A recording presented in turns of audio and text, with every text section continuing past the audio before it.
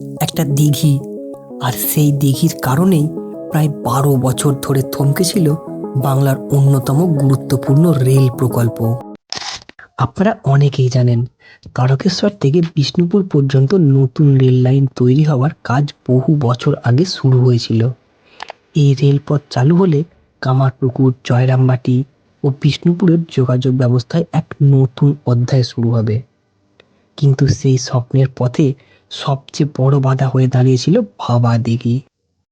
এই ভাবা দিঘি শুধু একটা দিঘি নয়, এটা একটা গ্রামের পরিচয়, বহু মানুষের জীবিকা। স্থানীয় বাসিন্দাদের একটি বড় অংশের দাবি ছিল রেল লাইন নির্মাণের জন্য দিঘির ক্ষতি হলে পরিবেশ ও মৎস্য চাষের উপর বড় প্রভাব পড়বে। 2017 সালে এই বিষয়কে কেন্দ্র করে ব্যাপক আন্দোলন শুরু হয়। বিক্ষোভ, প্রশাসনিক বৈঠক, আদালতের মামলা, এমনকি সংঘর্ষের ঘটনাও সামনে আসে। ফলে রেল প্রকল্পের কাজ কার্যত থমকে যায়। এদিকে প্রকল্পের বেশিরভাগ অংশের কাজ শেষ হয়ে গেলেও মাত্র 1 কিলোমিটারের কম অংশের জন্য পুরো প্রকল্পটা আটকে ছিল। অবশেষে 2025 সালে কলকাতা হাইকোর্ট এই প্রকল্প দ্রুত সম্পূর্ণ করার নির্দেশ দেয়। আদালত জানায় কয়েক লক্ষ মানুষের জনস্বার্থকে গুরুত্ব দিতে হবে এবং দীর্ঘদিন ধরে ঝুলে থাকা প্রকল্প শেষ করতে হবে। পরবর্তীতে রেল কর্তৃপক্ষ এমন একটি পরিকল্পনা নিয়ে আসে যাতে দিঘি পুরোপুরি ভরাট না করে সেতুর মাধ্যমে রেল লাইন নির্মাণ করা যায়।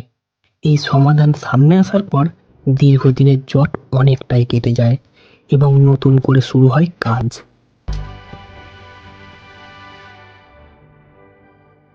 ভাবুন তো, যেই কামারপুকুর, জয়রামবাটিতে প্রতিদিন হাজার হাজার মানুষ আসেন ঠাকুর আর মায়ের জন্মস্থান দেখতে, সেই জায়গায় সরাসরি রেল যোগাযোগ তৈরি হলে কতটা বদলে যেত গোটা এলাকার অর্থনীতি, পর্যটন ব্যবস্থা এবং কর্মসংস্থান পর্যন্ত।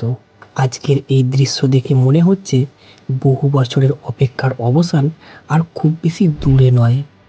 তবে এই দীর্ঘ লড়াইয়ের পিছনে প্রত্যক্ষ পরোক্ষভাবে যারা কাজ করে গিয়েছেন, বিশেষ করে কামারপুকুর রেলচাই পক্ষ, এর সকল সদস্যদের জানাই আন্তরিক অভিনন্দন ও কৃতজ্ঞতা। আপনাদের কি মনে হয় কমেন্টে জানাবেন। আর এই ধরনের ভিডিও দেখতে অবশ্যই আমাকে ফলো করবেন।